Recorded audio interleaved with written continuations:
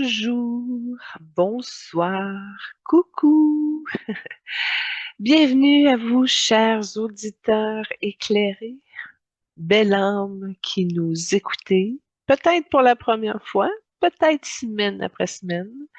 Bienvenue dans Évoluons avec l'âme des célébrités, votre espace vibratoire où l'on explore l'essence, l'énergie et la mission profonde de ceux qui marquent notre monde. Je suis Julie Leblanc, médium multidisciplinaire, créatrice de contenu et gardienne de cet espace sacré où l'on élève la conscience ensemble. Merci d'être là. Merci d'ouvrir votre cœur. Merci d'évoluer avec nous. Cette semaine, on plonge dans une énergie différente, une énergie masculine, puissante, déterminée, ancrée. Nos invités vibratoires sont deux géants du hockey, deux légendes vivantes, deux âmes qui portent la force, la discipline et le dépassement à un niveau exceptionnel. Sidney Crosby, l'homme de la précision, de la maîtrise et de la constance, une âme calme, profonde, structurée, qui avance sans bruit, mais avec une puissance inébranlable. Alexander Ovechkin, le feu, l'impact, l'instinct, une âme massive, directe, explosive, qui transforme chaque match en mission et chaque but en signature énergétique. Aujourd'hui, on explore leurs vibrations, leur essence et leur mission de vie, et que leurs énergies peuvent activer en vous, en nous. Commençons par la première partie de l'émission qui est les retours. C'est là où on revient sur les échanges d'âmes qui ont continué après l'émission. Bon, la semaine passée, on a reçu les 4 actrices de Sex in the City, mais on n'a pas fait de soins énergétiques.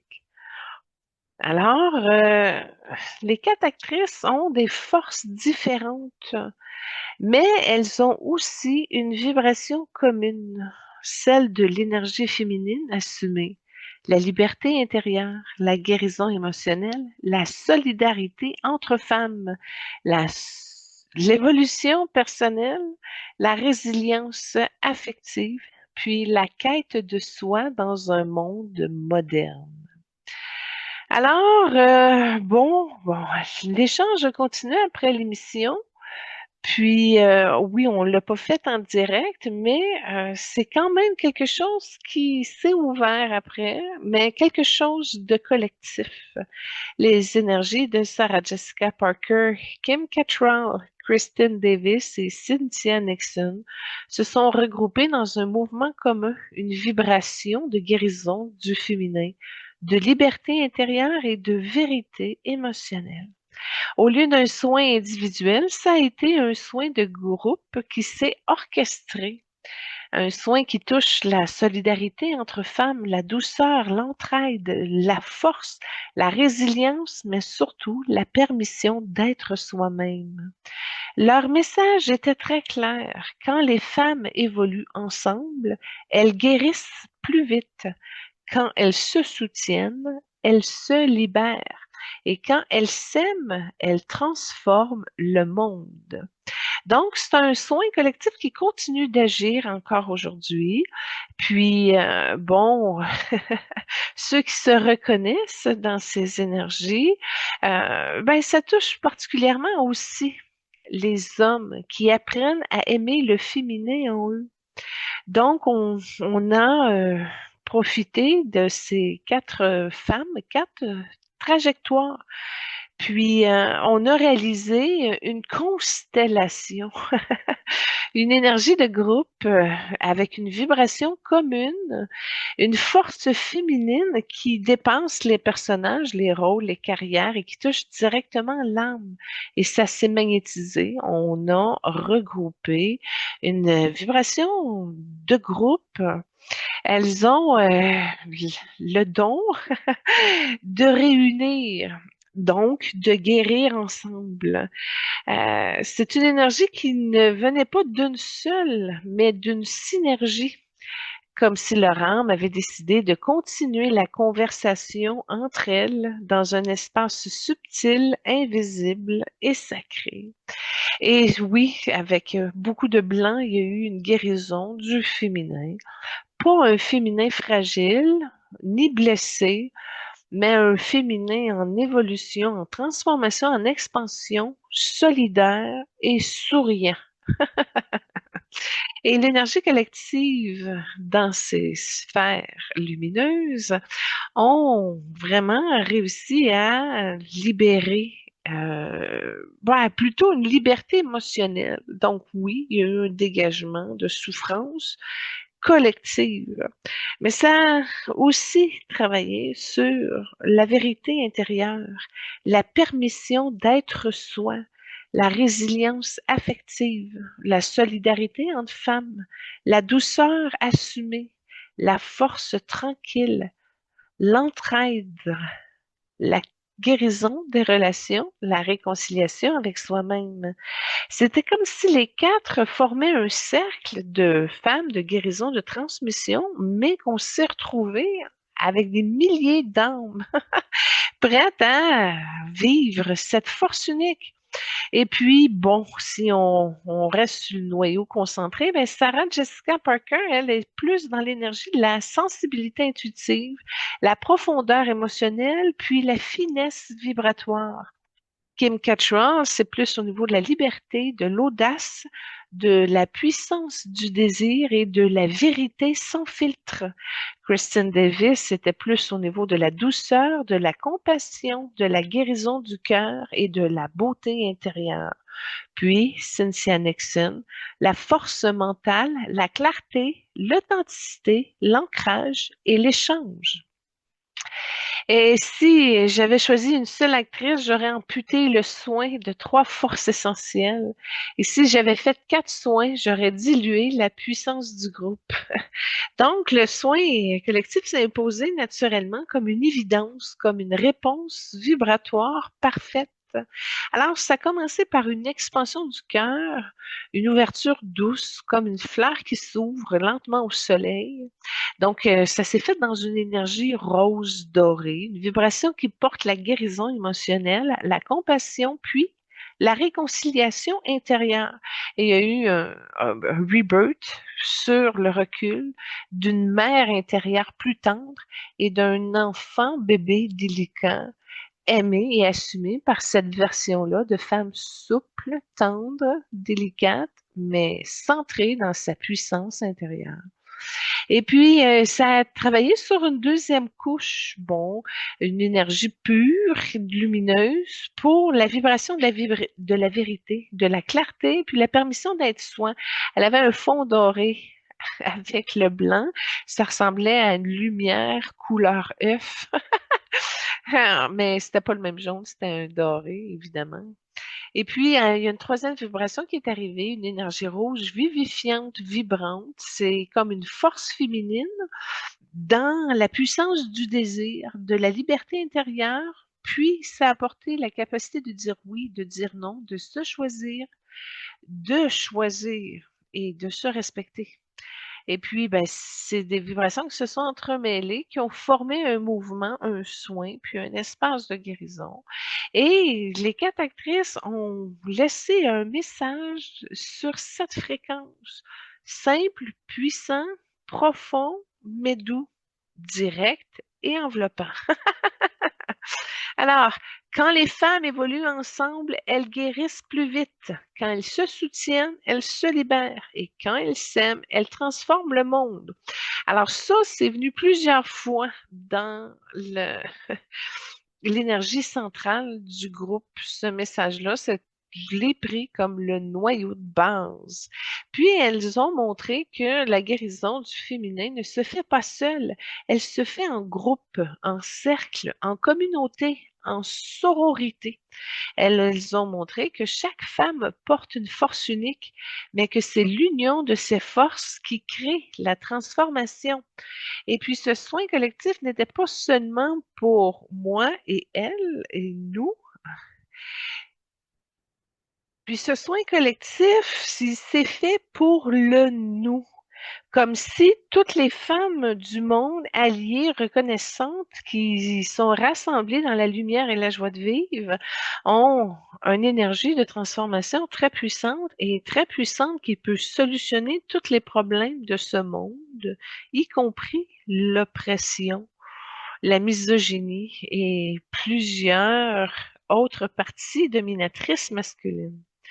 Et puis, ben, pour toutes ces femmes qui se reconnaissent dans ces énergies, qui cherchent leur liberté intérieure, leur paix, leur joie de vivre, qui veulent guérir leurs relations, pour celles qui veulent se choisir, pour celles qui veulent se libérer, ben, de l'anxiété, de l'angoisse, du doute, de la peur de ne pas être assez, mais pour les hommes aussi, parce que la guérison du féminin touche aussi le masculin. Elle l'apaise, elle l'équilibre, elle l'inspire. Donc, pour tous ceux qui ont vibré cette vibration-là, ce moment-là, bon, ça génère de la douceur envers soi. Ça donne aussi la permission d'être imparfait, de guérir les blessures affectives, de réconcilier ton histoire, de libérer l'émotionnel. Puis, ça touche la force intérieure, la confiance, la capacité de se choisir, de se respecter, de se libérer.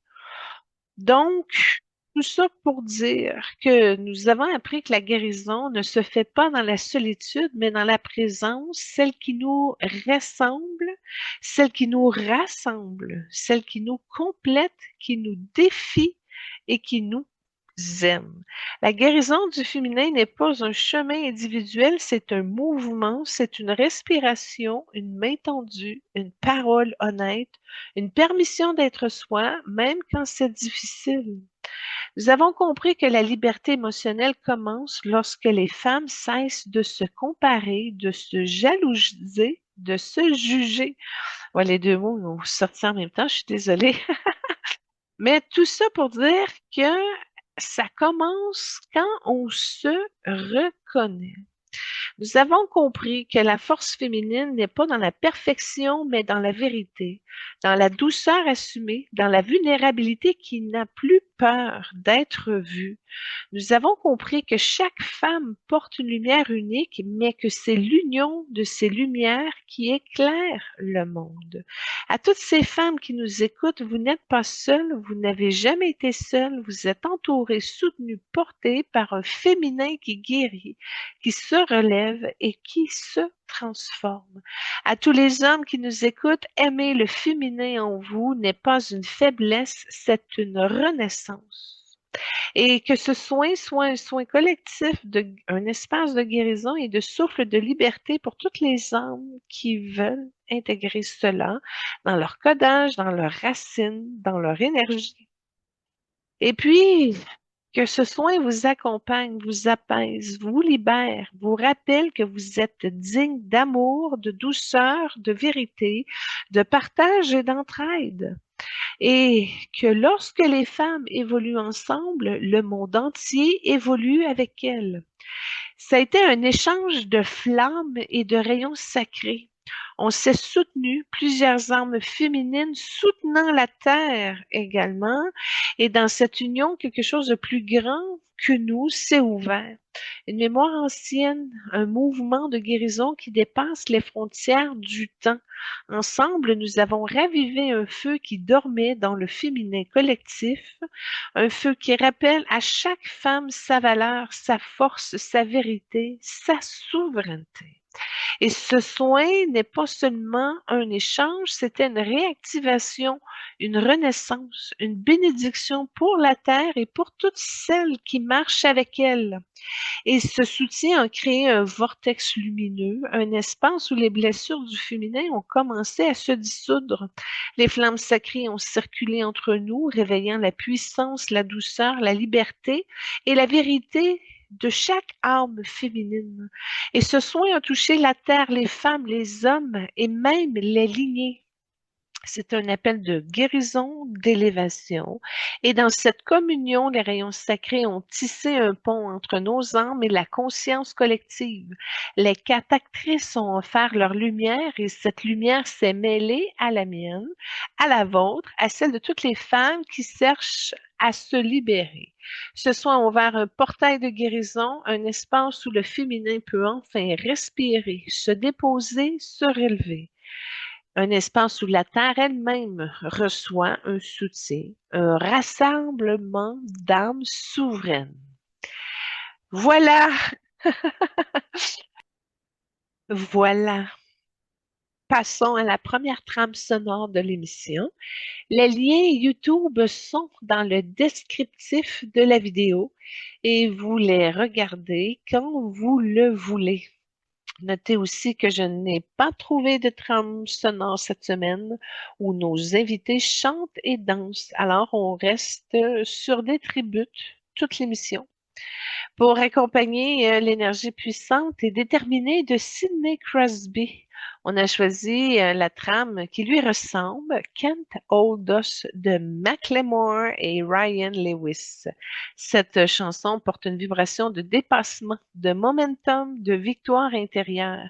Elle avance et elle pousse, elle soulève exactement comme Sidney sur la glace. Le tribute que nous vous proposons capture son intensité, sa discipline et sa force tranquille. Une énergie parfaite pour préparer l'émission dédiée aux hommes cette semaine.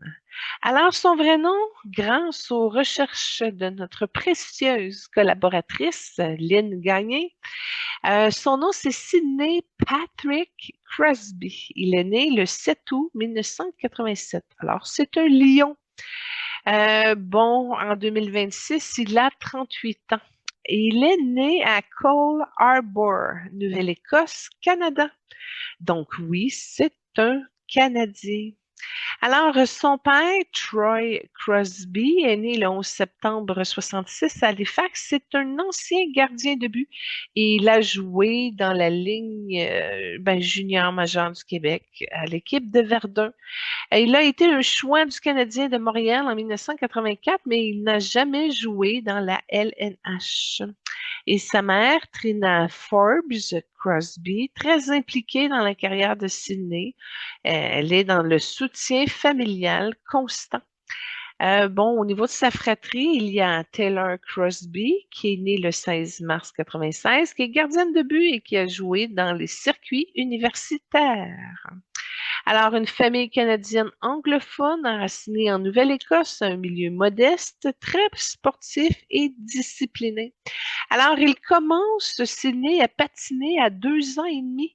Il commence le hockey à 5 ans et demi. Son père aménage un mini-rink au sous-sol. Il s'entraîne en visant l'ouverture du sèche-linge.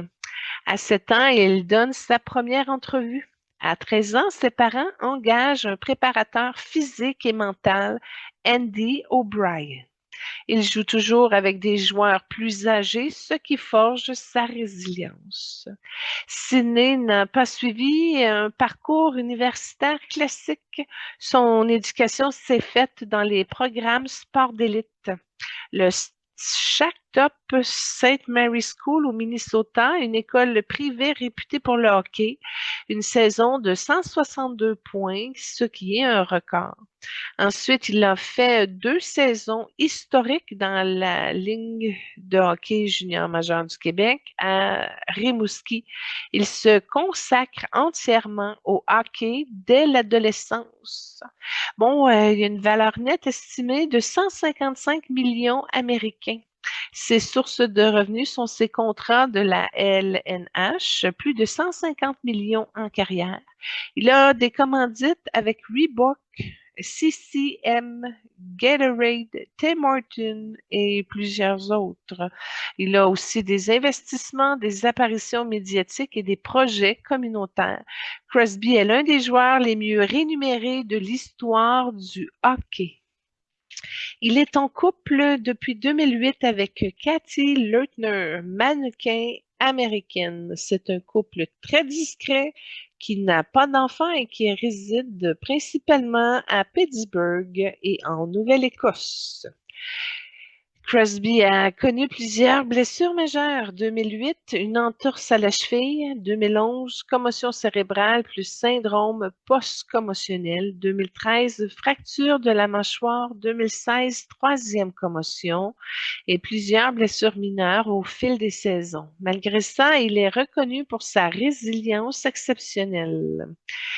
Donc, il a fondé, au niveau des causes, des fondations et des charités, de Sidney Crosby Foundation en 2009, qui a comme objectif de soutenir les enfants malades et défavorisés, qui offre des programmes sportifs aux jeunes, qui fait don d'équipements de hockey, qui aide aux familles en difficulté. Au niveau des actions marquantes, il a fait un don de 20 000 $, une prime olympique à sa fondation et un don de 100 000 repas à une banque alimentaire de Plattsburgh durant la COVID-19. Il fait des contributions régulières à des hôpitaux et des organismes jeunesse. Crosby est reconnu pour sa générosité discrète et il a beaucoup de prix, distinctions et records majeurs au niveau de la LNH. Donc, c'est le plus jeune joueur, dis-je, à 100 points. C'est le plus jeune joueur à 200 points. C'est le plus jeune capitaine champion de la Coupe Stanley. C'est le plus jeune champion des marqueurs dans tous les sports majeurs. Il a eu 20 saisons consécutives à plus d'un point par match, ce qui est un record absolu. Il est le 8e pointeur de l'histoire de la LNH. Il est le 9e joueur à atteindre les 1700 points et c'est le meilleur pointeur de l'histoire des Pingouins avec 17 024 points. Là, je ne sais pas Mario Lemieux, mais là, ça a l'air qu'il l'a dépassé à quelque part. Au niveau des trophées de la LNH, il a eu 3 Coupes Stanley, 2 trophées Conn Smythe, 2 trophées Art Ross, 2 trophées Hart, 3 trophées Ted Lindsay, 2 trophées Maurice Richard, 10 matchs des étoiles. Il a eu un MVP du match des étoiles. Il a été capitaine du match des étoiles. Il est nommé parmi les 100 meilleurs joueurs de l'histoire de la LNH et il est officier de l'Ordre du Canada depuis 2022. Au niveau des distinctions internationales, Sydney a 2 médailles d'or olympiques, celle de 2010-2014. Une médaille d'argent olympique en 2026, une médaille d'or mondiale en 2015, une médaille d'or Coupe du monde 2016, une médaille d'or confrontation des 4 nations 2025 et une médaille d'or junior en 2005. Donc, le numéro 87 a été retiré dans toute la Ligue de hockey junior majeur du Québec. Alors, c'est 87 si ça devient son numéro à tout jamais, affiché en haut de l'aréna. Et puis, bon, le trophée Sidney Crosby, qui avant s'appelait l'ancienne Coupe RDS. Bon, Crosby est reconnu comme un joueur complet avec une vision du jeu exceptionnelle, des passes précises, une intelligence tactique, un leadership naturel, une éthique de travail exemplaire, une force mentale rare, une capacité à élever le niveau des autres. Alors, techniquement, ce que je viens de dire devrait vous donner la puce à l'oreille de sa couleur d'âme. Il est bleu.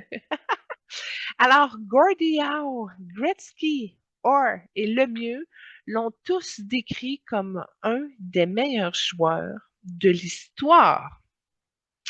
Alors, dans la matière, OK, si on résume ça un peu, Crosby, c'est un enfant prodige devenu capitaine légendaire, un joueur fidèle à une seule franchise, un athlète discipliné, constant, résilient, un homme discret, humble et généreux, un leader respecté par les plus grands, un champion dans toutes les compétitions majeures, un recordman historique, un pilier du hockey canadien, un modèle de longévité et de passion, et j'ajoute ma touche personnelle, la relève de Mario Lemieux.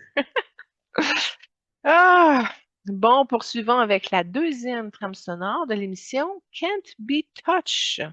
Pour amplifier l'énergie puissante de Sidney Crosby, bien cette tribute est une trame sonore qui incarne parfaitement sa force mentale, son intensité et son côté intraitable sur la glace. Cette chanson avance comme lui, directe, solide, impossible à arrêter. Elle porte une vibration de domination saine, de confiance, de maîtrise et de momentum. Un hommage idéal pour représenter un joueur qui ne recule jamais et qui impose son rythme au jeu. Alors, poursuivons avec sa lecture d'âme, l'âme du bâtisseur discipliné. Donc, c'est une âme ancienne, structurée, méthodique, qui revient dans l'incarnation avec une mission très précise. Roulement de tambour. Élever un collectif par la discipline, la constance et l'exemple. C'est une âme ancienne, structurée, méthodique, qui revient dans l'incarnation avec une mission très précise. Roulement de tambour. Élever un collectif par la discipline, la constance et l'exemple. C'est assez concentré, même. J'irai plus loin. C'est pas une âme qui est flamboyante, qui est pas dramatique non plus. C'est une âme qui est architecte, pilier. C'est une âme fondation. Elle vient pour stabiliser, structurer, montrer la voie, incarner la rigueur, inspirer par l'exemple plutôt que par les mots. C'est une âme qui enseigne en faisant, pas en parlant. Bon, sa mission d'incarnation, c'est de porter, de guider, de stabiliser. Sa mission n'est pas de briller, mais de porter. Porter une équipe, une ville, une franchise, une génération, un sport, une culture, un pays, une vibration de discipline et de constance. Il est venu pour être le pilier, pas le spectacle, pas le drame, pas le chaos. Il est venu pour être la structure. C'est pour ça qu'il reste à Pittsburgh, c'est pour ça qu'il ne quitte jamais son poste, c'est pour ça qu'il joue même quand c'est difficile, c'est pour ça qu'il dit tu aimes ça quand c'est difficile également. C'est une phrase d'âme, c'est une phrase de mission. Bon, son énergie dominante, ben, disons que c'est la constance sacrée. C'est pas une énergie qui est explosive, c'est stable, linéaire, continue. C'est une belle trajectoire, glissante, si on peut dire, mais quand tu sais patiner, mais c'est une vibration très rare, la constance sacrée, je la nomme. Hein? Puis la constance sacrée, avouez que vous avez jamais dit ça dans votre vie. Mais en tout cas, c'est ce qui lui permet, dans le fond, de faire 20 saisons à plus d'un point par match, de revenir après les commotions, de jouer tous les matchs à 36 ans, de porter une franchise pendant 2 décennies, de gagner dans toutes les compétitions majeures, puis de rester humble malgré l'ensemble de ses trophées. Son âme ne cherche pas les sommets, elle cherche la durée, la fiabilité, la solidité. En tout cas, moi, je trouve ça bien inspirant. Bravo pour ceux qui ont la constance. Puis la constance globale, hein, parce qu'il a commencé tout jeune, puis il est resté dedans, concentré, perfectionné jusqu'au bout, à 100%, là. Tu sais, c'est véritable, là. Ça, c'est pleinement assumé comme don. Puis oui, il se rend au sommet, c'est inévitable quand la lumière est concentrée. Ah, mais ça, bon, c'est une âme qui dit, je suis là, je reste, je tiens. Mais il y a des blessures, entre autres au niveau des initiations de l'âme, les commotions, la mâchoire fracturée, les coups, les critiques, ce ne sont pas des accidents, ce sont des initiations. Parce que chaque blessure a servi à ralentir, ben, a servi à l'introspection, à la maturation, à l'approfondissement. Tu sais, c'est renforcer l'âme, c'est développer la sagesse, mais dans son plexus, il y a à libérer au niveau de la culpabilité. Je viens de le voir, on va y aller avec le rayon argenté maintenant. Bon, c'est transformer le joueur en leader, mais quand tu es pleinement présent, ton leadership naturel, ben, c'est charismatique, là. Tu l'assumes pleinement, ça vient à toi. En tout cas, c'est bien aligné chez lui. Crosby n'est pas devenu sage par les victoires, si on peut dire. Il est devenu sage par les épreuves. Et puis, sa relation avec la matière, c'est génial dans le sens que c'est de la sobriété, de l'humilité et de la simplicité. Son âme n'est pas attachée à l'argent, la gloire, les projecteurs, les excès, les possessions. Il vit dans la matière avec sobriété, discrétion, simplicité, humilité. Sa fortune est grande, mais son énergie est modeste. Il ne cherche pas à accumuler, il cherche à servir déjà. Là, bravo. Puis ça, c'est des valeurs familiales, hein. Il y a l'avantage de ça, là. C'était bien ancré. Et puis, bon, la relation à la famille, ben, l'ancrage et la loyauté.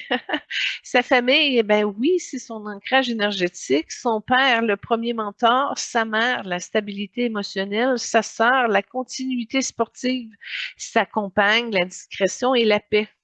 Crosby est une âme qui a besoin de stabilité familiale pour s'accomplir, puis sa mission également. Et puis, ben, sa relation avec le collectif, il est le capitaine éternel. Son âme est un leader silencieux. Il ne motive pas par l'exemple, il motive par les mots. Là, j'ai vu une vie où ce qui était dans l'armée, puis en tout cas, il aidait beaucoup les soldats. C'était vraiment un leader apprécié, mais on reviendra un petit peu plus loin dans ses vies. Bon, il montre, il motive par l'exemple, la discipline, la constance, la présence, la fiabilité, la loyauté. C'est un capitaine vibratoire, pas seulement un capitaine sportif. Et puis, bon, si on parle au niveau de la polarité lumière et ombre, bon, la critique est comme miroir. Parce que les critiques qu'il reçoit comme plongée, tombée, anti-jeu des fois, ne sont pas liées à la matière, elles sont liées à la vibration polarisante. Parce que les grandes âmes attirent l'admiration, le respect, l'inspiration, mais aussi la projection, la jalousie, l'incompréhension, puis la compétition. Puis Crosby incarne une lumière stable, ce qui dérange les énergies instables. Et ça, c'est un beau problème, phénomène que je connais aussi. Ce que nos âmes, ben, ce que son âme, dis-je, est venue accomplir, ben, c'est sa mission, en fait, est déjà accomplie, il est dedans pleinement. Bon, sauver une franchise, puis je vais te dire, sa relève n'est pas arrivée encore. Malheureusement. Inspirer une génération, incarner la discipline, devenir un pilier du hockey canadien, de porter la vibration du leadership humble. Ben, j'en rajouterais un leadership constant, présent, bien ancré. En tout cas, son leadership, il y a beaucoup de qualités qu'il amène avec. Puis de montrer que la grandeur peut être silencieuse, puis de devenir un modèle de constance, mais surtout de laisser une trace durable dans la matière. Puis oui, avec ses statistiques, il est déjà entré sa passé. Bravo, petit Canadien. Donc, il n'est pas venu pour être spectaculaire, il est venu pour être fondamentale. Ouais, ouais, c'est profond. Puis si je devais, bon, résumer Sidney Crosby en une seule vibration, tu sais, je me suis dit laquelle je choisirais, le mot juste, peut-être la, l'affaire. Et c'est le pilier, celui qui tient, celui qui porte, qui stabilise, qui dure, celui qui reste, celui qui incarne, celui qui guide sans bruit, qui inspire sans parler, qui construit sans se montrer. Et puis, ben, c'est ça, c'est une âme architecte, sage, disciplinée, loyale, stable et constante. C'est une âme rare. Puis la couleur dominante, bon, ben, on a glissé dessus un peu tantôt. Il est bleu profond avec une trame dorée. Oui, c'est une combinaison très rare. Bleu profond, bon, c'est la couleur de la discipline, de la structure, de la maîtrise, de la responsabilité, de la constance, du leadership silencieux. C'est la couleur des âmes qui viennent porter, stabiliser, guider sans bruit. Puis la trame dorée, bon, c'est la vibration de l'excellence, de la mission, de la lignée des maîtres, de la réussite incarnée et de la lumière qui inspire sans se montrer. Le doré n'est pas flamboyant chez lui, il est intérieur, discret et maîtrisé, d'où son humilité. C'est la signature des âmes qui ne cherchent pas la gloire, mais qui l'obtiennent par alignement naturel. Il y a le même secret que Mike Bossy ici. Donc, Sidney Crosby appartient à la famille d'âmes des bâtisseurs, qui sont des architectes énergétiques, des piliers, des stabilisateurs, les âmes de structure, les âmes de discipline qui incarnent la constance et qui portent un collectif sur leurs épaules. Ils ne viennent pas pour briller, mais pour tenir. Ils sont loyaux, fidèles, constants, résistants, silencieux, profondément engagés. Et c'est la famille d'âmes des grands capitaines, des leaders stables, des mentors silencieux, des figures de continuité, des âmes qui incarnent la rigueur.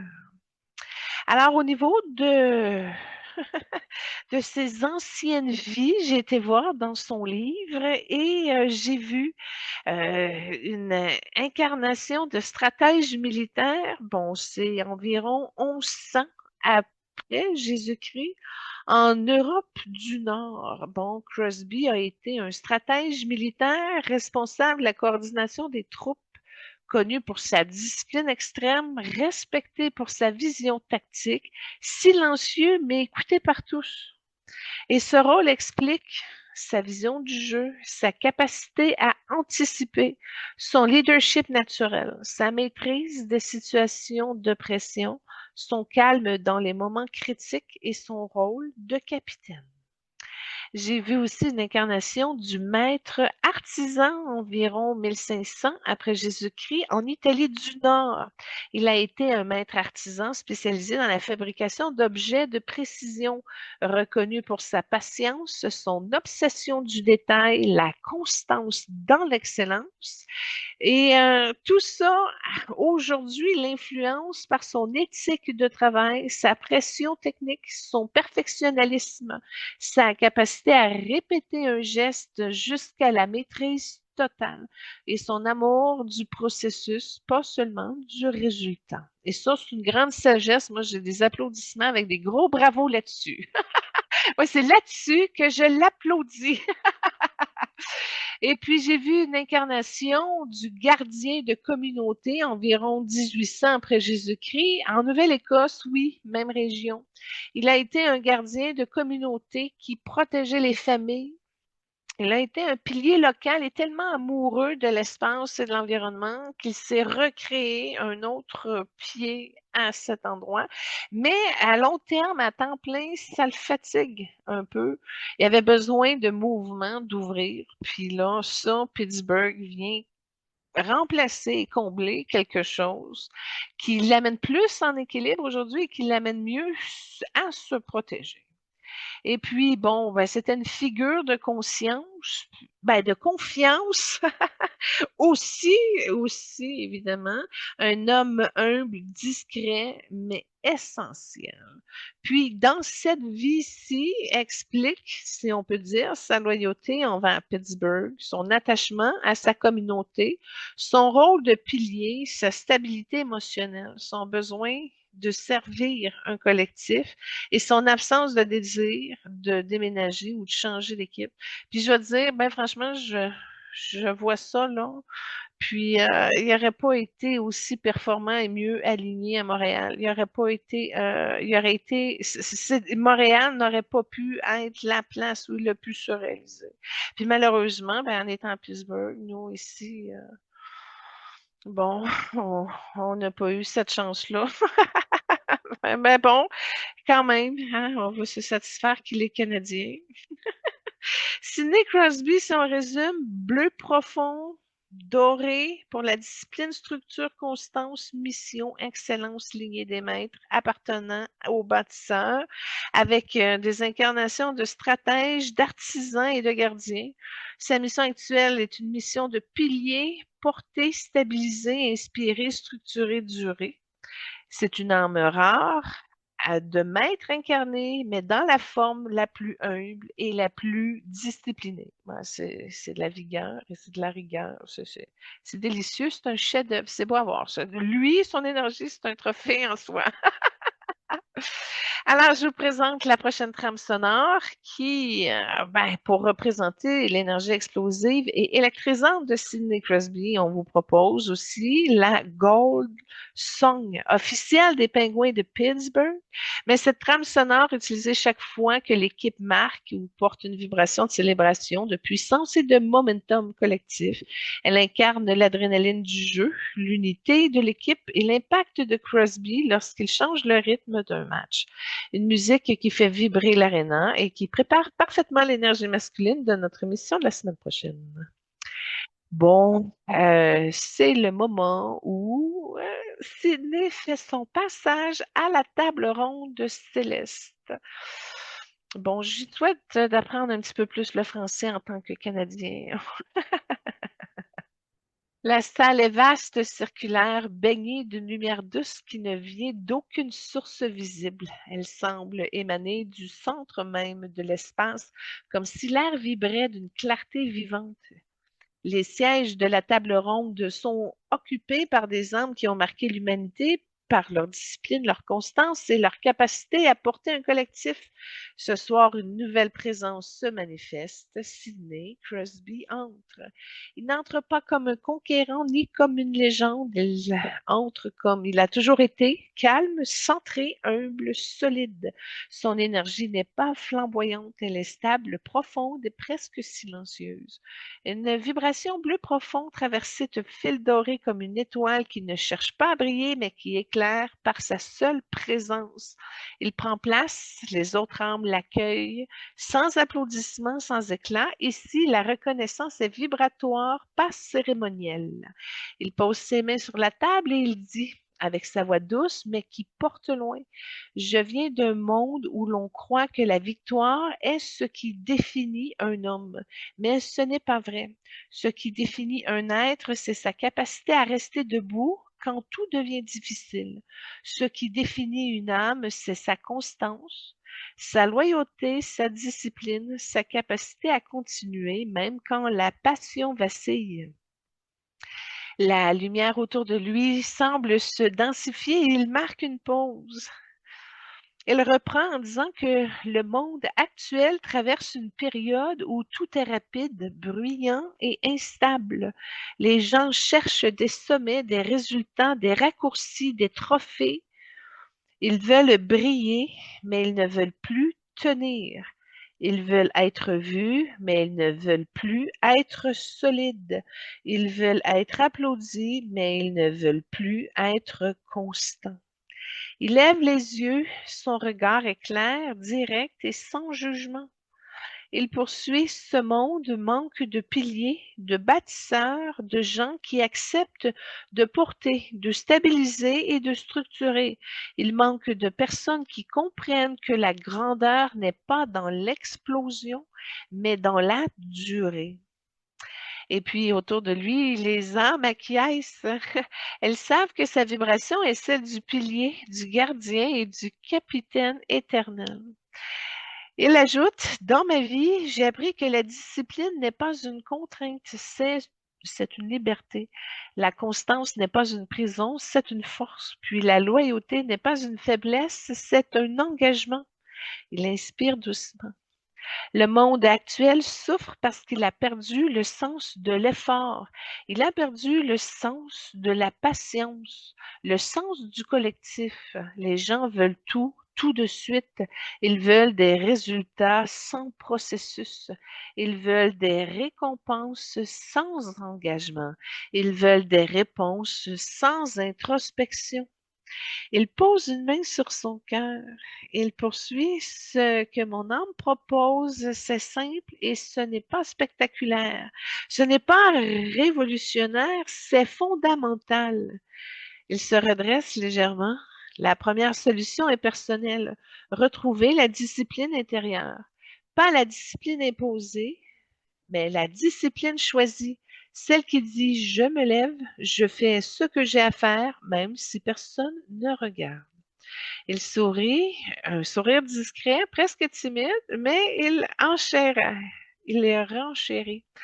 La deuxième solution est collective, de recréer des équipes, pas des groupes, pas des foules, des équipes, des cercles de personnes qui se soutiennent, qui se respectent, qui se portent. Le monde a besoin de capitaines, mais aussi besoin de coéquipiers. Il a besoin de gens qui comprennent que la victoire est collective, pas individuelle. Il ferme les yeux un instant comme pour écouter quelque chose à l'intérieur. Il poursuit la troisième solution est vibratoire. Ralentir, respirer, retrouver le rythme naturel. La Terre n'est pas faite pour la vitesse constante, les âmes non plus. La croissance n'est pas linéaire, elle est cyclique et elle demande des pauses, des saisons et des moments de silence. Il ouvre les yeux. Le monde actuel est malade de sa vitesse. Il est malade de son bruit. Il est malade de son besoin de performance.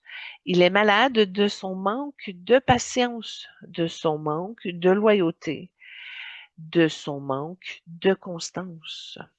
Il pose les mains à plat sur la table et il ajoute: ce que je propose, c'est de redevenir des bâtisseurs, des gens qui acceptent de construire lentement, des gens qui acceptent de porter, qui acceptent de tenir, qui acceptent de rester, des gens qui acceptent de faire ce qui est juste, même quand c'est difficile. Je suis bien d'accord en passant. Il regarde autour de lui, puis il ajoute que dans ma vie, j'ai appris que la passion n'est pas toujours là, mais l'engagement, lui, peut l'être. La passion est une flamme, l'engagement est une structure. La passion brûle, l'engagement porte. Le monde a besoin de structures, de piliers, de gens qui tiennent. Il inspire profondément.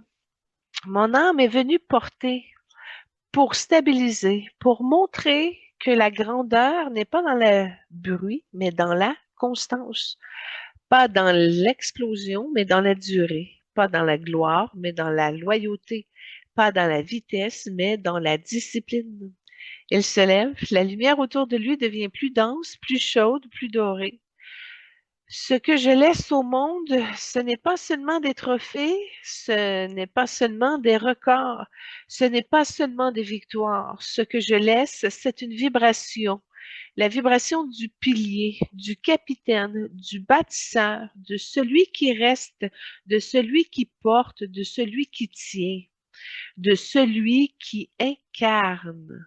Il incline sa tête légèrement. Puis là, j'ai vu une mémoire où ce qu'il était religieux, puis que c'était une prière. C'était la même qui était renforcée par sa phrase qu'il vient de dire. En tout cas, excusez-moi.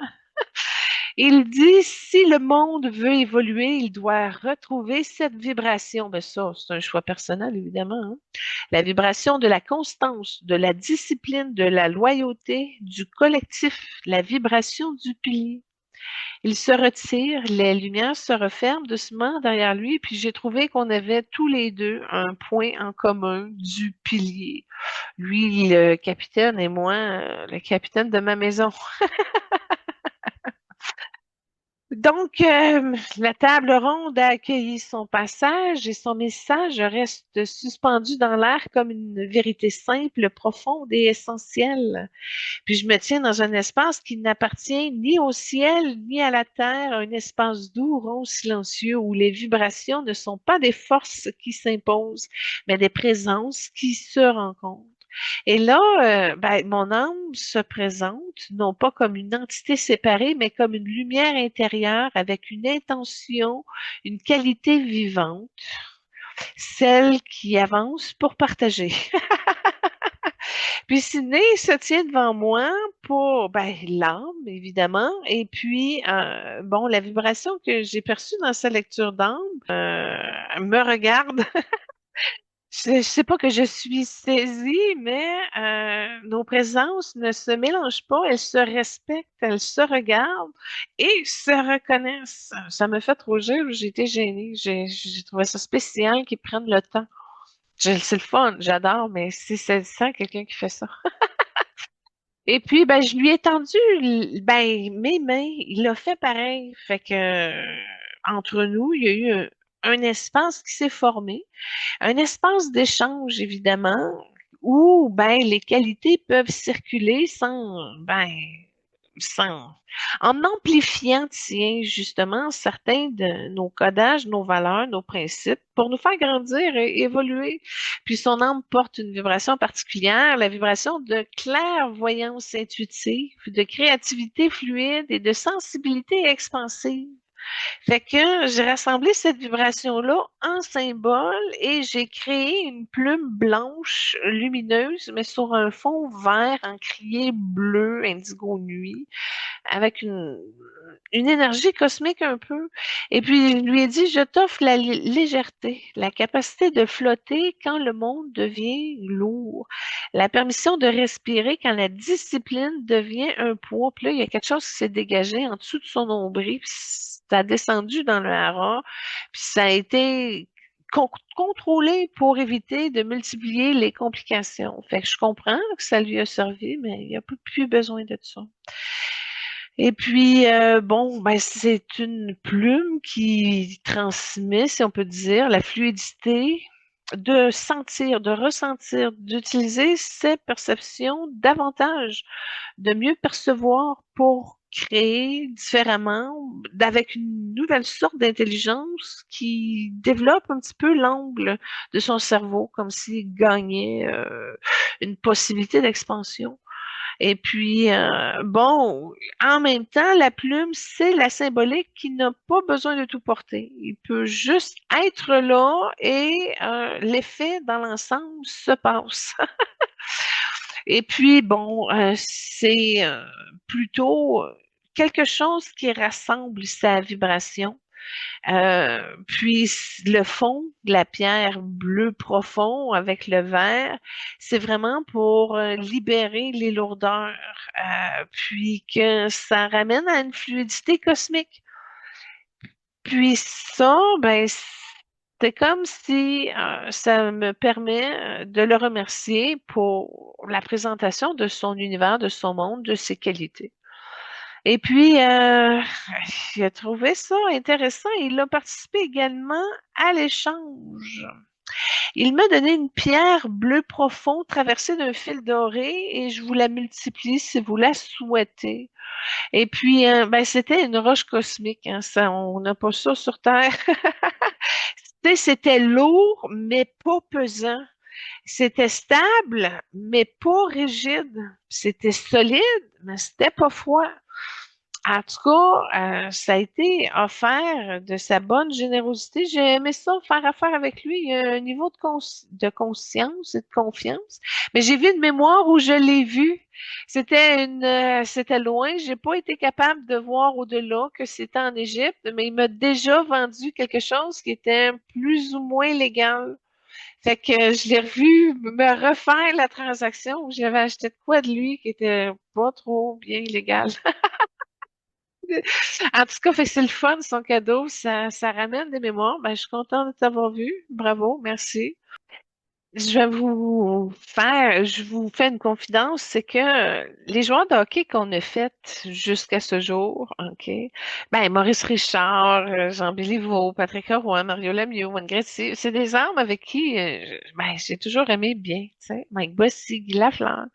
Fait qu'on les a fait, puis la connexion est bonne. Mais là, on tombe avec ces deux-là d'aujourd'hui. Ben, je les connais pas. Tu sais, j'ai pas écouté leur match, j'ai pas suivi rien d'eux. Fait que j'ai pas une connexion profonde, comme exemple, les échanges que j'ai vécus avec ceux qu'on a fait déjà. Fait que c'est plus froid pour moi, tu sais. Puis tu vois, la mémoire qu'on a eue en quelqu'un, à quelque part, c'était une transaction, un échange, quelque chose de vite fait.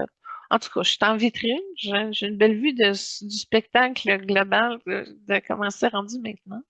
Mais il m'a passé le message, il dit, je te l'offre, ben, cette pierre bleue, parce que c'est comme un cadeau de la constance, de la discipline intérieure, de la force tranquille. Puis moi, ça m'a aidé à respirer puis à refaire certaines racines familiales dans l'énergie de mon terreau terrien. Et puis, bon, ça, c'est vraiment une force tranquille. Puis, la capacité de tenir quand le monde devient instable. C'est la stabilité qui permet de créer sans se perdre. C'est la loyauté envers moi-même, une couche de plus profonde, puis qui a réglé une loyauté avec ma mère dans le passage de l'étape du processus. Fait que ma loyauté est rendue plus forte que celle que j'ai pour ma mère. Et puis, ben, c'est une stabilité qui permet de créer sans se perdre. Bon, la loyauté envers moi-même, puis que j'ai pas besoin d'être rapide, d'être parfaite. Je peux simplement être constante naturellement à mon rythme. Ça a développé l'aisance naturelle sur ma gauche. J'ai plus ri, puis j'ai eu de la guérison du rayon vert. Et puis, bon, ben, cette pierre, c'est un soin en énergie. Tantôt, il a enlevé quelque chose au niveau de son nombril, puis ça descendait dans la ras. Là, c'est des chiffres qui circulent avec un courant cosmique et divin. Fait que c'est comme si la pierre joue de façon naturelle sur notre programmation vibratoire en optimisant, en mettant en jour, en minimisant les difficultés pour les déstructurer finalement. Donc, c'est vraiment une qualité, une structure intérieure que je peux activer n'importe quand dans ma vie, juste en prenant exemple la roche. Et puis, bon, ben, ma plume blanche puis sa pierre bleue ont créé une vibration complémentaire. Ça s'est pas mélangé, mais ensemble, ce que ça fait, c'est une énergie qui ralentit parce que c'est le monde qui a besoin de retrouver son rythme naturel. Donc, la plume dit respire, la pierre dit reste. Et puis, ben, ça va aider à recréer des structures humaines. Pas des foules, des groupes, mais des équipes, des cercles, des communautés vivantes et d'entraide. Et puis, ben, la pierre, c'est plus la discipline, la plume, c'est la fluidité, puis ensemble, ben, ça fait un équilibre, la force et la douceur. Et puis, sans se redire, la pierre dit tiens, puis la plume dit mais reste vivant. La plume dit ressens, la pierre dit mais reste ancré. Donc, ressentir sans se dissoudre. Donc, moi, je repars avec ça, mais la constance, la discipline, la stabilité intérieure, puis j'ai eu un nouveau saut dans mon troisième œil pour aligner un petit peu plus la partie droite qui s'est ouverte dans mes énergies et dans mes plans supérieurs. Et puis lui, il repart avec la plume blanche, la fluidité, l'intuition, la légèreté et le sourire au féminin. Parce que ce que je viens de voir là, c'est qu'il a regardé ce qui s'est passé en début d'émission avec les filles et il a participé. C'est ça qu'il vient de me dire. Ben, que je viens d'apprendre parce qu'il me l'a montré. C'est difficile d'expliquer la médiumnité, surtout quand c'est tous les sens qui te donnent de l'information. Bref, j'ai continué pendant qu'il était encore là pour ben, le bénir parce que ben j'ai appris de la reconnaissance entre nos deux âmes, puis je respecte. Alors ma lumière et bénédiction, c'est comme les deux se forment un. Je dis, Sydney, je te bénis pour ton chemin, ta constance, ta discipline, ta loyauté, ta capacité de porter sans te briser, ta force tranquille, ton rôle de pilier et de capitaine national. Je te bénis pour ton engagement envers le collectif, ta mission de vie, le hockey, ta lumière qui ne cherche pas à briller, mais qui éclaire par ta présence. La lumière de ses mains s'est élargie puis, c'est comme si c'était une énergie qui se déposait devant lui comme une offrande libre, un symbole, une intention. Et ben, qu'il soit protégé et accompagné avec douceur et génie. Et j'ai béni son âme encore plus pour ce qu'elle a accompli, pour ce qu'elle a apporté, pour ce qu'elle a enseigné, pour ce qu'elle a incarné et pour ce qu'elle a encore à nous livrer, parce que c'est pas fini. Et je bénis son âme ben, pour sa fidélité à sa mission, à l'être, à la dévotion de sa mission, à la stabilité dans un monde instable pour la lumière discrète mais essentielle.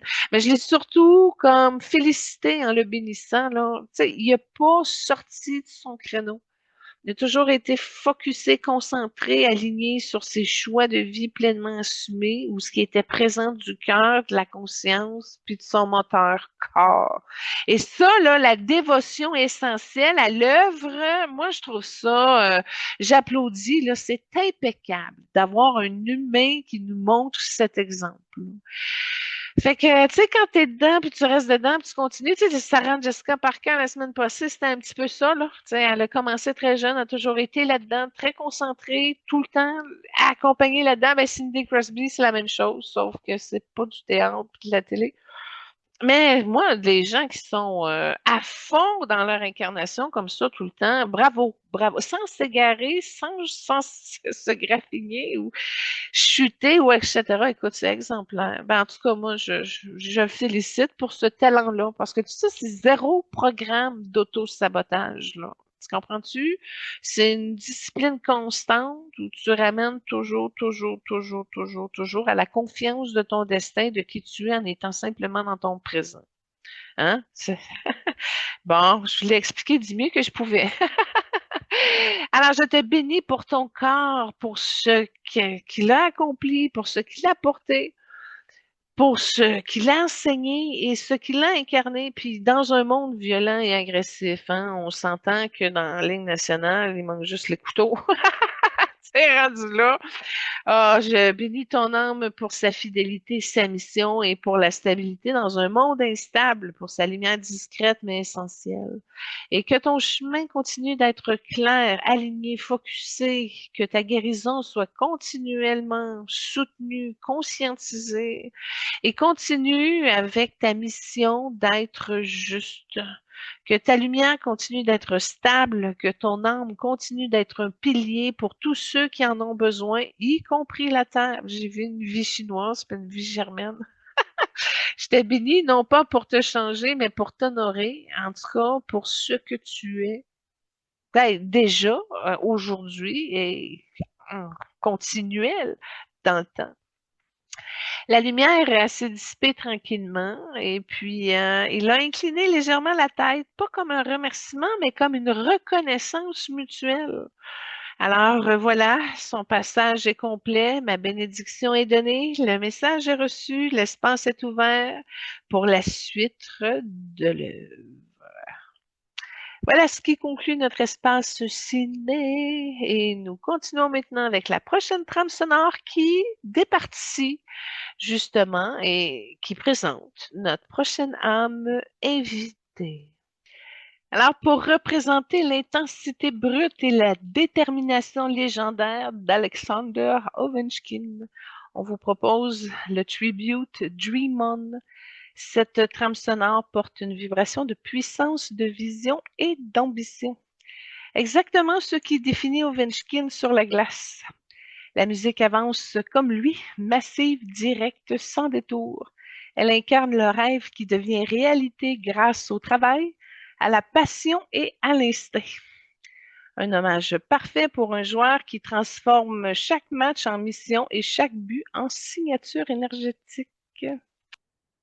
Alors, c'est la première fois à 169 émissions que nous recevons un Russe. Alors, Alexander Mikhailovich Ovechkin est né le 17 septembre 85 à Moscou. Alors, c'est une vierge. Et il est dans une famille profondément sportive. Son père, Mikhail Ovechkin, ancien joueur de football du FK Dynamo Moscou. Sa mère, Tatiana Ovechkina, légende du basket soviétique. Elle a eu 2 médailles d'or olympiques, un titre mondial et 6 titres européens. Il grandit dans un environnement où la discipline, la performance et l'excellence sont des normes quotidiennes. À 2 ans, il demande sa première crosse. À 6 ans, il entre au HK Dominago Moscou. À 10 ans, il perd son frère Sergueï dans un accident de voiture, un choc majeur qui marquera son rapport à la compétition et à la combativité. Entre 2001 et 2005, il progresse à son école Dynamo Moscou. Saison après saison, il devient un prodige national. Il bat des records juniors, notamment celui de Pavel Bure. Il domine les compétitions du monde U18 et U20. Il devient le plus jeune meilleur buteur de l'histoire du Dynamo. Il est repêché premier au total par les Washington Capitals en 2004, mais reste une année de plus en Russie à cause du lockout. En 2005-2006, dans ses débuts à la LNH, il marque 52 buts, 106 points, un but légendaire contre Phoenix et remporte le trophée Calder. Il devient immédiatement une superstar. Donc, les années suivantes confirment son statut. Il a fait 65 buts en 2007-2008. Il a eu le trophée Art Ross, Maurice Richard, un duel médiatique avec Sidney Crosby, un style explosif, physique et spectaculaire. Ovechkin innove le style de jeu car il est un joueur ultra offensif, tireur compulsif, physique et robuste, spectaculaire et imprévisible. Il est souvent le joueur avec le plus de tirs au but dans la ligue. Son style agressif lui vaut aussi des suspensions et des critiques. En 2010, il devient le premier capitaine européen de l'histoire des Capitals. Sous son leadership, Washington devient une puissance offensive.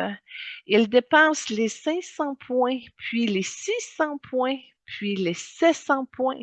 Il accumule les saisons de 50 buts. En tout cas, il en a fait 7. Il devient un symbole de constance et de longévité.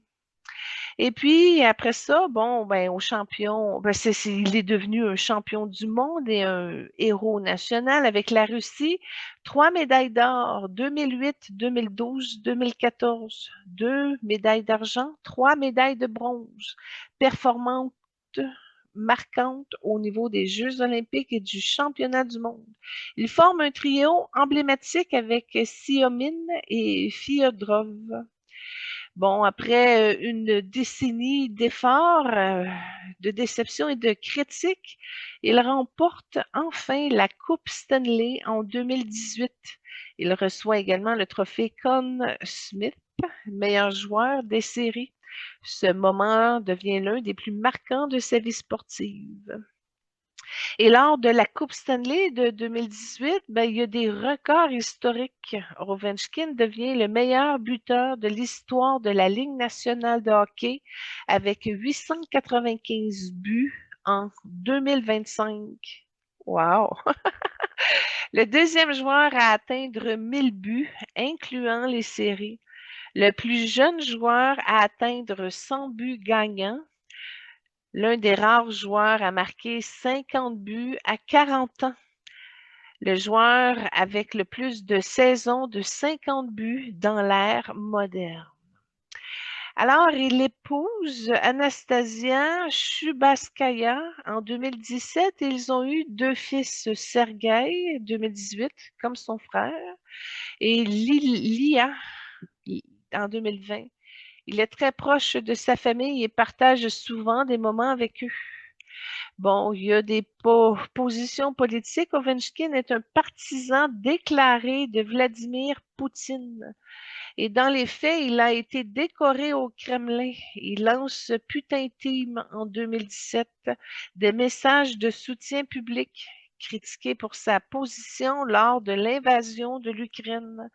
Et il appelle à la paix, mais ne condamne pas l'invasion. Et sa famille vivant en Russie, certains évoquent des risques de représailles. Sa fortune estimée est de 80 millions de dollars US et il y a des actions caritatives, The Chase of Victory Over Cancer, OV Crazy AIDS pour les billets pour les enfants défavorisés, puis Achat Hockey pour personnes handicapées.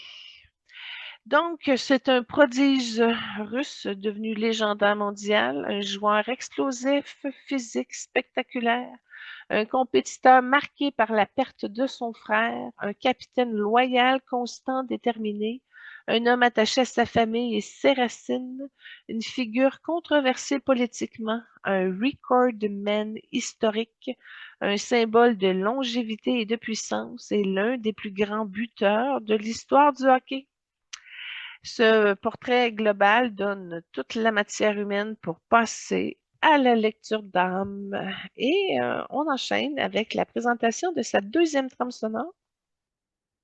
Pour illustrer la puissance brute et l'impact phénoménal d'Alexander Ovechkin, on vous propose un tribute rempli d'intensité, best hit et goal. Cette vidéo capture tout ce qui fait sa signature énergétique, la force, la vitesse, l'instinct, la précision et cette présence dominante qui change le cours d'un match. Chaque mise en échec, chaque tir, chaque but raconte l'histoire d'un joueur qui joue avec le cœur, le feu et une détermination inébranlable. C'est une trame parfaite pour ressentir l'âme d'un guerrier moderne. Alors, pour sa lecture d'âme, bon, on la regarde, puis facilement, on remarque une densité, une force et une présence, mais aussi un alignement qui ne cherche pas à séduire ni à plaire. Son âme n'est pas une âme qui se montre, mais c'est une âme qui avance. C'est une âme qui percute, puis qui ouvre le chemin par impact. C'est une vibration qui n'est pas flamboyante comme celle de certains leaders charismatiques. La sienne, elle est brute, minérale, presque tellurique. Puis il est beaucoup plus sur sa droite. Il a une belle fluidité jaune transparente, mais il est beaucoup sur sa droite. Fait que ça c'est bien que la guérison de son féminin pour se centrer déjà, puis qui sait ouvrir son côté gauche, son féminin. Et puis, ben, c'est ça, son énergie ressemble à une roche ancienne façonnée par des siècles de pression, de feu, de froid et de résistance. C'est une âme qui n'a pas été construite pour la délicatesse. Elle est construite pour tenir, porter, franchir, survivre, dominer l'adversité. Ouais. Ben déjà là, dominer l'adversité, ça devrait vous donner une idée, non, de la couleur d'âme. Oui, c'est un rouge profond avec des filaments dorés. Il y a un petit peu de blanc et un petit peu d'argenté, mais des petits filaments. Et bon, le rouge profond est sa couleur dominante. C'est pas un rouge agressif. C'est un rouge primal, vital, excusez, du sang qui circule, de la survie, de la pulsion de vie pure. C'est carrément ça. C'est un rouge qui a traversé. Et puis c'est un doré un peu qui n'est pas là pour briller, mais qui est là pour sanctifier. C'est là où il l'a eu. Et puis, ben, le doré dans son âme représente la mission, la loyauté, la fidélité à son clan. Et puis la responsabilité, la force sacrée du devoir. Et ce mélange-là, ben, c'est typique des âmes qui incarnent des rôles de guerriers protecteurs, mais pas des guerriers solitaires, des guerriers qui portent un peuple, une équipe, une nation et un clan. Et puis, ben, au niveau de sa famille d'âmes, il appartient au gardien du feu, si on peut dire. Une famille d'âmes qui incarne la force brute, qui protège les leurs par la présence, qui avance sans reculer, qui porte des charges lourdes, même nationales, qui transforme la matière par l'impact et qui ne craignent pas par la confrontation et qui ne vivent pas dans la nuance, mais dans l'action. Ces gardiens du feu ne sont pas des armes diplomates, ce sont des armes frontales, directes, instinctives, primitives, ben, au sens noble du terme. Bon, j'ai regardé dans ces livres de vie, il y a du guerrier là-dedans, certains. Eh oui, le guerrier des steppes en Asie centrale, dans l'époque médiévale, je l'ai vu comme un cavalier, un guerrier nomade habitué aux longues traversées, aux batailles rapides, puis aux charges frontales. Il portait un rôle de protecteur du clan, mais pas de conquérant. Sa mission était de tenir la ligne et de protéger les siens, de frapper pour défendre. Puis il y avait aussi la protection de la maison. Ça, il y avait un œil dessus souvent. Puis ben ça implique un peu ce qu'on voit aujourd'hui, là, son style de jeu physique, son instinct de charge, son rapport à la loyauté, sa force brute, puis son absence de peur dans l'impact. J'ai vu également un soldat d'un empire dans la Russie impériale. C'est une incarnation où il servait son empire dans une structure militaire très rigide. Mal équipé, mais débrouillard. Il n'était pas un officier, il était un pilier, un homme de terrain, mais surtout un homme de devoir. Et ça se réfléchit aujourd'hui avec son rapport à l'autorité, sa fidélité au leader, son absence de nuance dans la loyauté, puis un besoin d'un cadre clair, puis un respect de la hiérarchie. Et j'ai vu un forgeron, ben, un artisan du métal dans l'Europe de l'Est. Une vie où il travaillait le métal, il façonnait la matière brute. Une vie simple, physique, répétitive, mais profondément ancrée dans la résilience. Puis on voit aujourd'hui l'influence avec sa constance, sa longévité, sa capacité à répéter le même geste encore et encore, son endurance, puis sa force physique naturelle. Bon, la blessure du deuil de son frère n'est pas passée totalement dans la lumière. Il y a encore du regret, du rejet là-dedans. Il a vécu des choses familiales qui est encore pris. Là-dessus, c'est une blessure que j'ai déposé un baume avec le rayon argenté et le rayon blanc en arrière-fond. Et puis, bon, ben, cette perte-là, ça a cristallisé son feu, puis il y a tout le temps un effet de danger dans le chakra de la base, mais il l'a transformé en motivation et courage au niveau du plexus. Mais il y a une agressivité, du danger d'avoir perdu son frère. Puis ça, sa femme le sent, qui a des difficultés à le vivre. Puis il y a des parties qu'il veut pas lâcher parce que ça va effriter sa fondation. Alors, j'ai vu l'ensemble, le portrait. Et puis, je partage du jaune calme pour atténuer son doux rouge. ou son rouge pour l'adoucir. Parce que ça durcit son énergie, ça a renforcé sa pulsion de vie, ça a transformé sa douleur en performance, puis ça crée un moteur intérieur basé sur la survie et la fidélité. Il joue pour lui, il joue pour son clan, il joue pour ceux qu'il a perdus. Bon, sa mission d'âme, c'est de porter le feu et inspirer la force. C'est clair. Parce que sa mission n'est pas d'être un modèle moral ou un diplomate ou un guide spirituel. Lui, ça joue, ça se concentre pour incarner la force brute, de montrer ce que la volonté peut accomplir, de rappeler que la puissance vitale est sacrée, d'inspirer la résilience, de démontrer que l'impact peut être une forme d'expression, de porter un feu qui ne s'éteint pas. Il est une âme qui montre que la force est une lumière quand elle est bien dirigée. Et ce que son âme dégage dans l'invisible, c'est une pression, une chaleur, une densité, bon, sa vibration rouge or, évidemment, un feu stable, une volonté indestructible. Ça, c'est dans ses grandes forces. C'est une des plus belles volontés franches qu'on a reçues à l'émission. Bon, il y a ce record-là aussi. Il y en a deux, premier russe, première volonté de haut niveau. Et puis, bon, tout ça pour dire que c'est pas une âme qui est douce, qui est pas subtile, puis c'est pas aérien du tout. Elle est terre, feu, impact, résistance, survie et force. Puis quand on regarde, ben, sa première couleur qui se présente, puis bon, son rouge profond, presque minéral, est chauffé par le cœur de la terre. C'est pas nourri par de la colère, mais c'est de la vitalité primitive, de la pulsion de vie, bon, une survie, de l'instinct qui avance même quand tout s'effondre autour d'eux.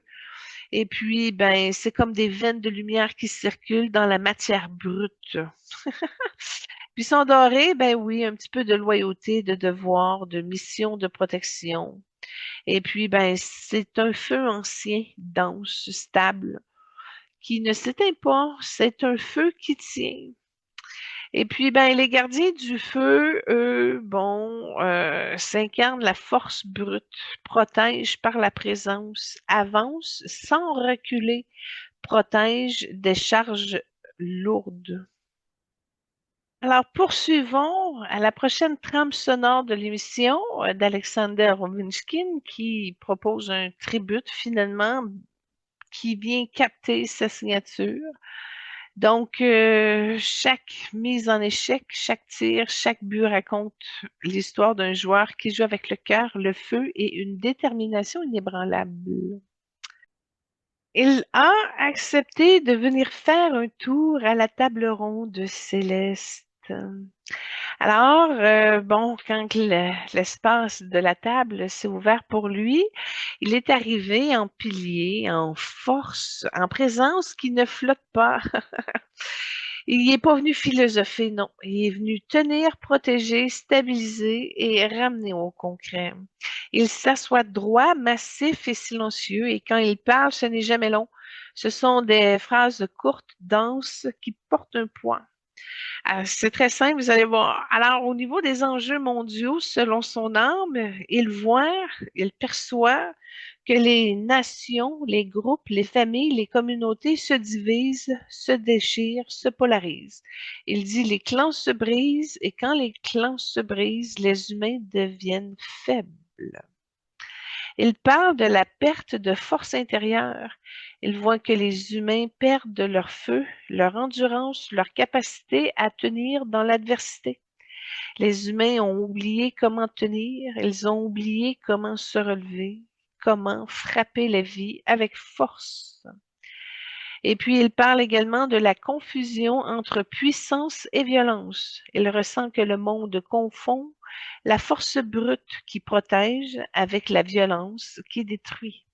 La force n'est pas la violence, la force est une lumière, la violence est une ombre, et les humains mélangent les deux. Au niveau des solutions personnelles proposées par son âme, ben, de rebâtir les clans. Il propose de reconstruire les groupes humains, familles, équipes, communautés, nations, mais dans un sens protecteur, pas idéologique. Les humains doivent retrouver leur clan, pas pour se battre, mais pour se protéger, se tenir et se relever ensemble.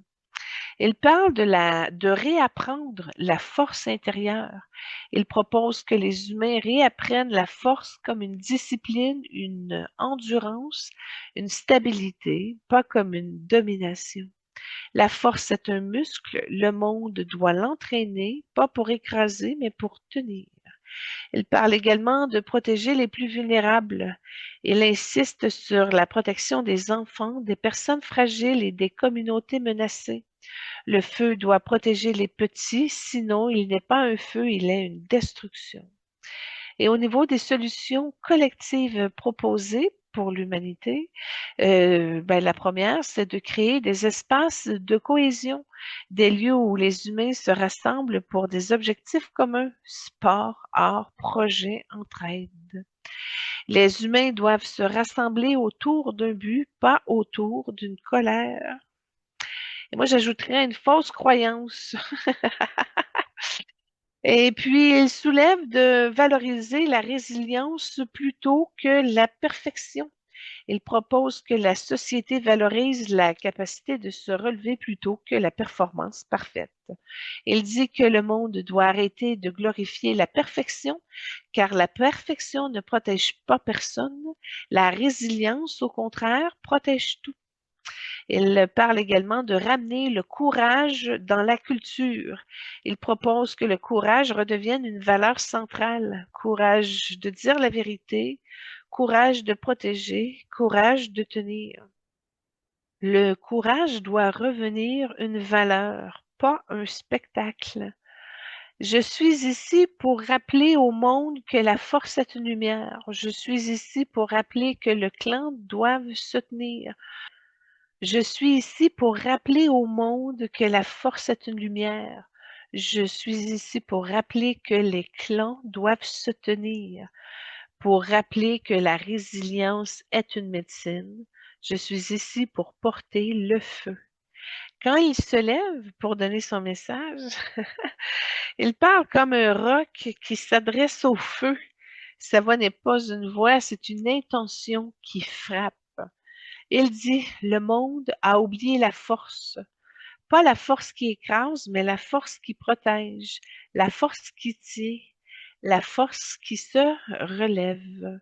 Les humains doivent retrouver leur feu, pas pour dominer, mais pour survivre ensemble. Bâtissez vos clans, rassemblez-vous autour de ce qui vous nourrit, pas de ce qui vous divise. Le courage doit redevenir une valeur, le courage de dire la vérité, le courage de protéger les petits, le courage de tenir quand tout vacille. La résilience est une médecine, la discipline est une lumière, la loyauté est un chemin. Je ne suis pas venue pour parler, mais pour vous rappeler que la force est sacrée. Portez votre feu et portez le bien. Là, il y a eu un alignement qui s'est fait comme si l'énergie était relancée et renouvelée. Et là, j'ai vu que c'était mon tour d'agir. Alors, je suis arrivée avec mon âme jaune avec aura violet, à l'eau violet, dis-je. Et puis, c'était une vibration verticale, intuitive, qui ouvre les portes du subtil, qui éclaire, qui révèle et qui traverse les couches invisibles comme une colonne de lumière. Et là, il s'est senti déstabilisé parce qu'il n'a pas vu une femme faire ça dans sa vie. Et oui, moi, je l'ai fait. Et puis, c'est comme ma couleur et sa couleur, c'est pas mélangé, mais on s'est comme placé côte à côte comme deux forces complémentaires qui se reconnaissent dans l'eau. C'est une première fois que je vois un type d'arme comme ça, parce que moi aussi, des porteurs de feu comme ça sont rares. J'en ai pas tant dans ma connaissance. Et puis là, j'ai comme compris qu'on était propulsé dans un aspect énergétique cosmique. Ça arrive pas souvent que c'est des échanges au niveau de la partie cosmique qui se fait. Il y en avait eu avec Keanu Reeves. Là, lui, il est comme trop tellurique, il est comme trop ancré que là, son âme profite de ma présence pour aller régler dans le multidimensionnel. Ouais. Fait que là, ça a été surprenant. Moi, j'ai été saisie parce que son âme me conduit directement à sa fleur de vie.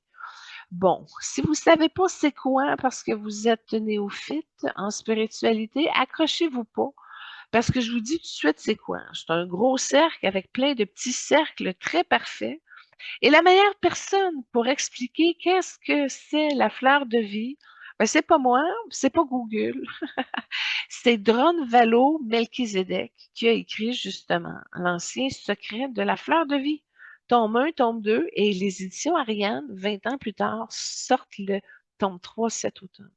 Fait que c'est vraiment l'expert en fleur de vie avec Dron Valo. Vous allez être fasciné de tout ce qui va vous lever en conscience. Mais en tout cas, moi, je suis arrivée à sa fleur de vie très rapidement. Puis j'ai vu qu'il y avait 3 trous importants. Bon, fait que là, une fleur de vie percée, je vois qu'il y a un trou qui est karmique. Ça fait longtemps qu'il est blessé ce point précis-là. Et puis j'ai vu un autre trou que là, ça venait de lorsqu'il était enfant dans cette vie-ci. Et le troisième, c'était le plus interférent. Là, celui-là, il y avait une grosse résistance parce qu'il y avait une présence cosmique. Je vais dire ça, ça fait moins peur qu'un extraterrestre qui parasitait ses énergies. Et puis, ben, ça affectait, entre autres, sa capacité de concentration. Fait que ça a été une correction que son âme voulait améliorer dans ses capacités médiumniques. Il a été reconduit à des nouveaux guides dans une couleur vert et jaune pâle. Puis il y a une mission à opérer avec eux. Fait que ce n'est pas une réparation comme telle qui vont l'accompagner pour, mais là, son âme, elle a quelque chose à aller régler avec eux. Puis, bon, on a refermé l'interférence. D'où le pourquoi que les nouveaux guides sont arrivés. Là, il y a quelque chose à rétablir. J'ai pas le temps, hein, mais je sais que c'est concentré de courage. Fait qu'il y a une mission et ce n'est pas, ben, son corps physique, ça, si on tourne ça de l'autre bord, là, dans sa vie de Alexander Ovechkin de Washington, ben, il va être plus léger.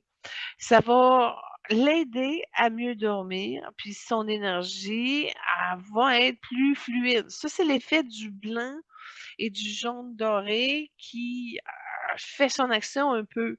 Ça a été influencé par le cadeau que je lui ai donné. Et puis, bon, son âme a un désir aussi de se concentrer au niveau de son troisième œil. Donc, elle a placé quelque chose qui a monté dans le chakra de la couronne. Donc, ça a été placé dans le troisième œil, ça monte vers la couronne et ça a des spécificités pour arriver à l'alignement de son canal médiumnique. Donc, il y a vraiment eu un, un aspect d'aide qui favorise, dans le fond, sa partie multidimensionnelle parce qu'elle est très active. Et c'est là que je me suis rendu compte que ça va peut-être être dans le retour la semaine passée, mais justement, probablement parce qu'il est très, très terre à terre, très ancré, que là, ça se passe très, très vite dans sa partie cosmique, puis peut-être qu'il n'y en a pas nécessairement conscience dans son essence.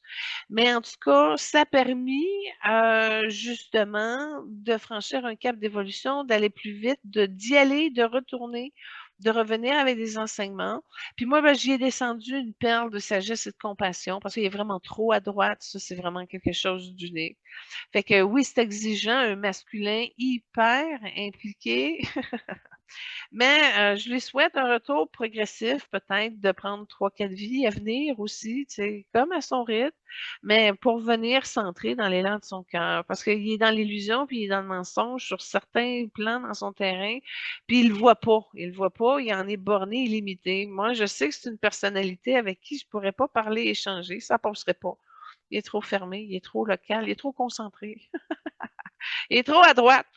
Fait que tout ce qui est pas tout ce qui est au centre ou à gauche, ça passe pas. C'est même pas dans l'équation pour l'équilibre. Mais l'échange de cadeaux a été intéressant parce qu'il m'a remis une petite braise rouge profonde de son feu, évidemment.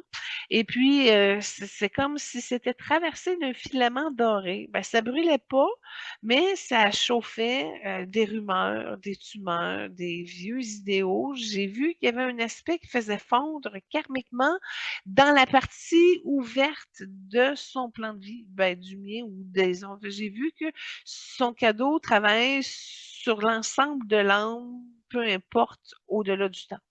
Et puis, ben, sa braise représente aussi le feu qui tient, qui stabilise, qui renforce, la résilience qui ne casse pas, le courage silencieux, l'ancrage, la présence, la stabilité intérieure, puis l'autonomie de répéter un geste et un geste de façon à ce que ce soit complètement autonome et bien installé. Et puis, c'est une braise qui ne s'éteindra pas. Elle nous rappelle notre force véritable. Puis là, je la regarde un petit peu plus, puis elle a l'air d'une tête de lion sculptée. Je fais, oh, quand même. Une braise qui nous ramène dans notre axe quand le monde bouge trop vite, mais surtout, ça sert de point d'ancrage rapidement. Puis là, j'ai vu que dans son cas à lui, ça aide justement à se propulser rapidement à travers les dimensions. Donc, ça ramène très rapidement à lui, puis ça lui donne une puissance pour décoller puis de repartir dans des plans de conscience avec son âme. Et moi, ben, je l'ai remercié, je l'ai béni et j'ai trouvé ça très inventif comme solution proposée avec son cadeau.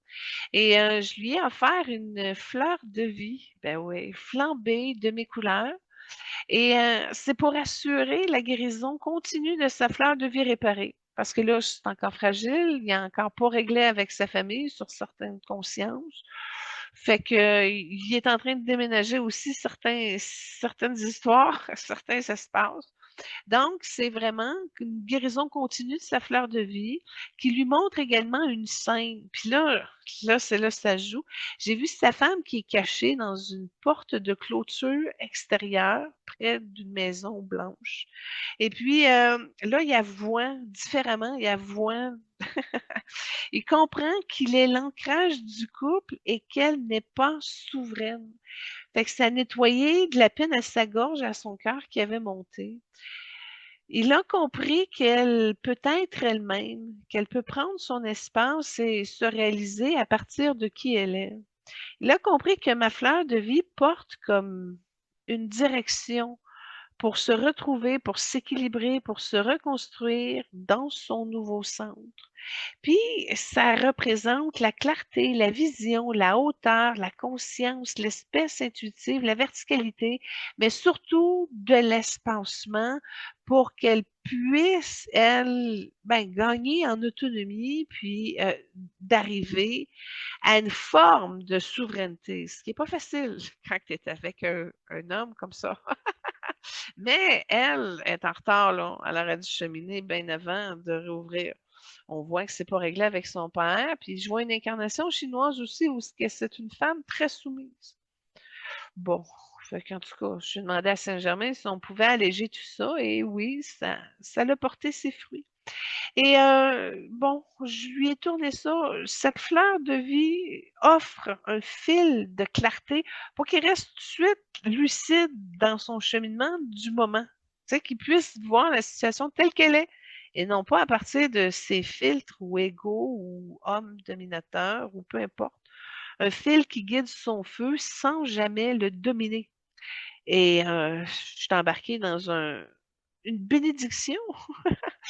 J'ai dit, Alexander, que ton feu reste droit, juste, que ta loyauté reste claire, que ton clan, ben, évidemment, soit protégé et que ta route soit stable, que ton courage soit lumière, que ta braise, ben, celle que tu portes, ne devienne jamais une brûlure, mais qu'elle reste une chaleur humaine, vivante, qu'elle reste un ancrage, que ton âme avance avec honneur, que ton impact soit noble, que ta puissance soit sacrée, va avec force, clarté et feu.